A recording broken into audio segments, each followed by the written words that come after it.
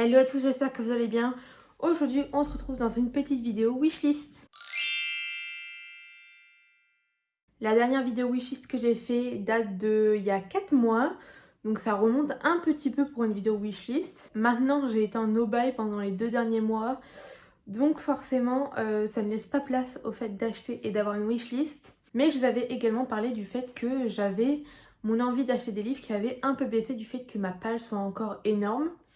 Du fait qu'elle est légèrement baissée et que je n'ai pas pu acheter du tout, c'est vrai que ça m'a forcément donné un petit peu envie d'acheter des livres. Et il y a de nombreux titres qui reviennent fortement. Quand je les vois en magasin, j'ai envie de craquer, mais je ne le fais pas. Parce que même si ma palle a un peu baissé, j'estime qu'elle n'a pas encore assez baissé pour que je puisse en racheter. Vu que j'aurais aimé diviser ma palle par deux et c'est pas encore le cas. Mais j'espère qu'à la fin de mon challenge no buy, ça se fera. Mais donc aujourd'hui, je vous parle des livres qui m'ont donné le plus envie durant ces 4 derniers mois. Donc ce sera pas du tout les mêmes que dans la précédente vidéo, forcément j'en ai mis des nouveaux, sinon ça n'avait pas de sens. Mais sachez juste que les livres qui sont dans l'ancienne vidéo, si je ne les ai pas encore eus, me donnent toujours envie. Donc on va commencer tout de suite pour pas que la vidéo soit trop longue. Le premier livre qui me fait envie, c'est Bad for Me, donc de Anita Higgins, qui est chez BMR, il me semble. Je trouve la couverture rouge juste ici qui est magnifique. Je ne sais pas du tout de quoi ça parle, mais les avis que je vois sur internet et la couverture me donnent extrêmement envie. J'ai déjà lu 2 livres de Anita Higgins et c'est vrai que j'avais beaucoup aimé, donc c'était No Rules et My Rules. Et je me dis que forcément celui-là, je pourrais l'apprécier également. Surtout qu'il est sorti en poche. Et bah moi c'est le format de livre que je préfère, donc forcément ça me donne encore plus envie de craquer. On passe ensuite à une saga qui me donne extrêmement envie, qui est Ceux qui nous consument, il me semble, de Quentin Jarnot. Il me semble que c'est Collection EH. Pour le coup, ce n'est pas une saga qui est en poche, mais en soi, c'est pas la fin du monde. Il y a 3 tomes dedans et la couverture me donne extrêmement envie, mais surtout les sujets qu'il y a à l'intérieur, vu qu'on va suivre dedans 2 protagonistes, donc une femme et un homme. Et ça se passe durant la Fashion Week de Paris. Et je sais qu'il y a énormément de sujets qui sont vraiment très intéressants et importants qui sont abordés dedans. Notamment le fait que par exemple le personnage principal masculin soit vierge entre guillemets et n'ait pas eu de relation amoureuse et sexuelle il me semble jusque très tard. Le fait qu'on y parle de TCA aussi. Et je sais pas, le livre entièrement me tente. C'est le genre de livre que je lis que très rarement. Et franchement, il me donne trop envie. Maintenant, pour chaque livre, je ne sais pas réellement de quoi il parle, étant donné que j'aime me lancer dans le livre sans savoir de quoi ça parle. Donc j'ai le fil conducteur, mais je n'ai pas le plus gros des informations, quoi. On passe ensuite à Magnolia Parks, donc de Jessica Hastings, qu'on voit passer partout sur le BookTok. Le tome 2 vient de sortir. On en entend parler sur le BookTok et même sur les réseaux sociaux américains et anglais depuis un moment. C'est une romance, il me semble, un peu à la Gossip Girl. Rien que la couverture déjà est trop jolie. Elles sont très spéciales les couvertures, mais c'est ça qui fait que elles dénotent des autres couvertures et que j'ai forcément envie de les découvrir. Je sais que ce n'est pas une romance forcément bienveillante et tout ça. On va plutôt mettre en avant le côté toxique des relations. Et je pense fortement que ce que je peux apprécier. J'ai déjà failli l'acheter plusieurs fois, j'avoue, en passant devant. Donc celui-là fait partie de mes priorités et des livres que j'ai réellement envie de lire. Estelle de la chaîne About Estelle l'a beaucoup apprécié, même si elle le dit clairement, ce n'est pas un livre très, je vais pas dire positif, mais très bienveillant en soi. Mais elle dit que le côté psychologique des personnages est très bien amené et ça me tente de fou. On a ensuite la saga Bodyguards, donc de Laura Eswald, qui commence à sortir en poche. Il me semble que les 2 premiers poches vont commencer à sortir. Et il y a également le 5e, je crois, qui sort en grand format cette année. Pareil, je ne sais pas du tout de quoi ça parle, mais ça me tente énormément. Surtout qu'ils sont sortis en poche. J'en ai entendu énormément parler avec beaucoup plus de positifs que de négatifs. Et j'ai été tombée sur un live d'elle avec des booktokeuses dont elle parlait de cette saga et des livres de Laura en général. Et franchement, elles m'ont donné encore plus envie de les acheter. Rien ne serait-ce par rapport à leurs avis et la manière dont elles parlaient des personnages. Donc, pourquoi pas commencer à les lire, surtout que je vais sûrement aller au FNR. Donc, pourquoi pas lire les livres pour les faire dédicacer et rencontrer Laura Eswald du coup. On a ensuite Séduire le roi vampire, donc de Ninon Iris H, quelque chose comme ça, qui est en auto-édition. Toutes ces sagas me donnent envie, notamment Chimère de braise et de feu, quelque chose comme ça.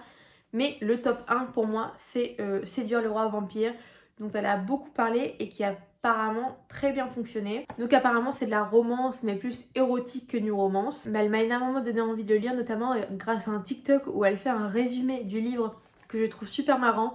Je vous le mettrai en barre d'informations. Et ça m'a conquis. J'ai vu aussi le fait que le livre était assez court. Énormément de gens l'ont lu et l'ont aimé. Et même si je suis pas du genre à aimer les livres 100% érotisme, je me dis que pourquoi pas parce qu'il a l'air vraiment vraiment cool. On a ensuite la saga The Element, donc de Brittany Setcheris chez Hugo New Romance qu'on voit passer partout, qui sont sortis en poche.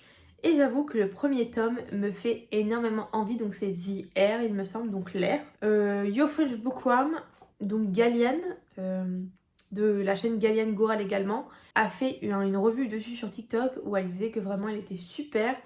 Et j'avoue que les livres de Brittany Setcheris me donnent extrêmement envie. Je n'en ai toujours pas lu, pourtant j'en ai 2 dans ma palle. Je sais également qu'ils vont être mis en film ou en série, il me semble, qu'ils vont être adaptés. Donc forcément, ça me donne encore plus de découvrir la série avant que les films ou séries sortent. Et je sais que les histoires et les personnages de Brittany Setcheris sont toujours très bien amenés et très bien écrits. Donc j'ai hâte de tout découvrir. Et en plus, étant donné que les 4 tomes sont sortis en poche d'un coup, je pourrais enchaîner la saga si je le souhaite.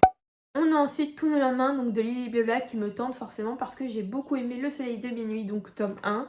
Je vais lire le tome 2 dans la semaine, donc je pourrais vous dire dans une prochaine vidéo ce que j'en aurais pensé. Et j'ai vu beaucoup de gens le lire et l'aimer, l'apprécier et pleurer surtout.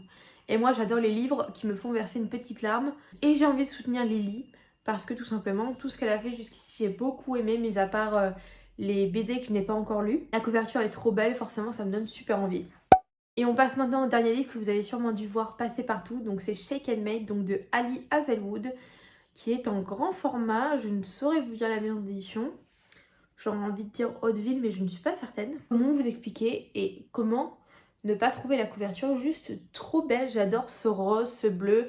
Les couleurs me donnent trop envie de le découvrir. Je l'ai vu en librairie, je me suis dit mais il est trop beau. Ça parle d'échecs et de concurrence, chose que j'aime beaucoup. Et même si je ne suis pas trop dans le monde de l'échec et que c'est pas trop mon truc, c'est vrai que je pense que ça peut être très intéressant en roman.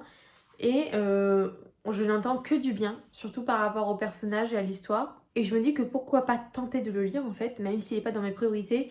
Et que je sais que j'ai The Love Hypothesis dans ma pile à lire, que je n'arrive pas à sortir. Vraiment, j'ai trop du mal à le sortir.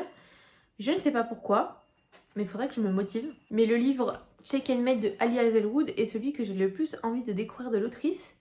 Donc j'ai hâte de potentiellement me l'acheter et de le lire maintenant. Il n'est pas dans mes priorités. Voilà pour ma petite wishlist. C'est une vidéo qui est assez courte mais j'avais envie de filmer étant donné que je trouve ça sympa de vous partager mes envies de lecture. Surtout mes envies d'achat plus de lecture. Je dois avouer que pour le coup, acheter des livres ne me manque pas tant que ça en soi. Même si la tentation est forte. Mais je sais très bien que j'aimerais baisser ma palle et que je baisse ma palle. Et que dans un avenir plus ou moins proche, j'irai racheter des livres.